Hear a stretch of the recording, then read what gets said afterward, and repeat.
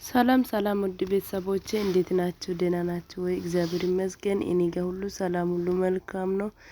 እኔ ደህና ነኝ። እንዴት ናችሁ? እኔ ያልገባኝ ጥያቄ ማለት ነው።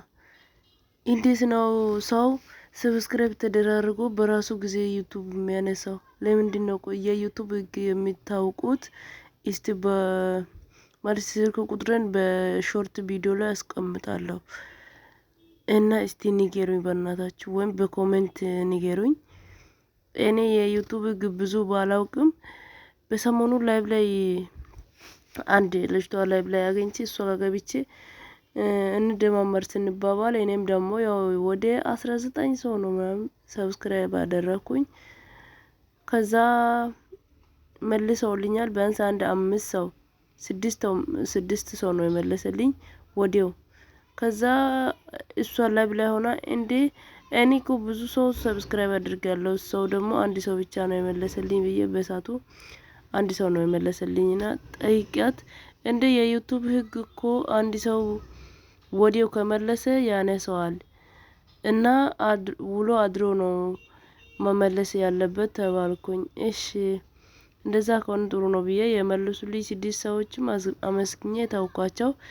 ደግሞ በንጋታው ትላንትና ሳየው ከትላንት ወዲያ ማታ ነበር። ትላንትና ሳየው ደግሞ ያንኑ 6 ሰዎችንም አንስቶ ነው የጠበቀኝ።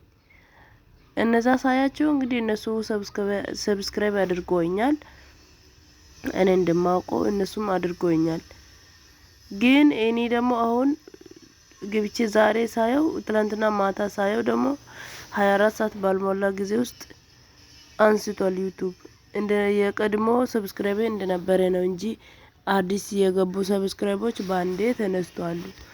እና የዩቲዩብ ህግ ብዙም አላውቅም። ያው እንግዲህ ሙዚቃ ነክ ነገሮች ከተፈሰቱ ያው እንትን ሊሰጥ ይችላል ማለት እገዳ ሊጥልብኝ ይችላል።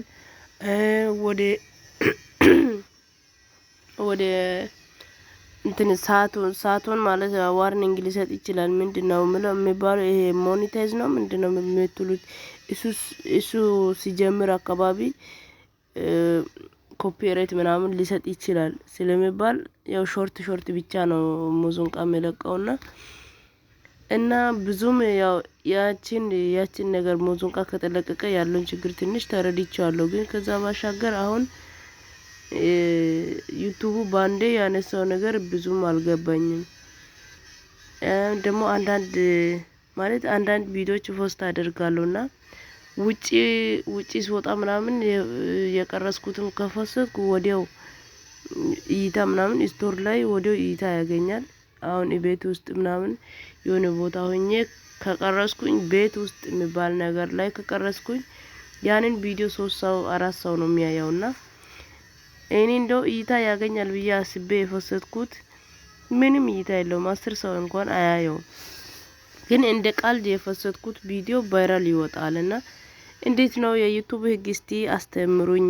የምትችሉት የምታውቁት ደግሞ በዚህ አጋጣሚ ሰብስክራይብ አድርጉኝ። እስቲ አዲስ ጀማሪ ነኝ፣ ልጅ አሳዳጊ ነኝ። በሞያም ደግሞ በእጅ ስራ ሞያዎቼ ታፍ እያልኩ ነኝ። አበረታቱኝ፣ አሳድጉኝ ባካችሁ።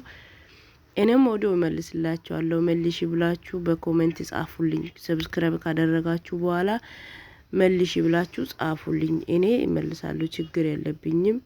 እናንተም ተባበሩልኝ ውድ ቤተሰቦቼ። አሁንም ደግሞ ድጋፋችሁ አይለየኝ እባካችሁ ሰብስክራይብ አድርጉ፣ አሳድጉልኝ ዩቲዩብን።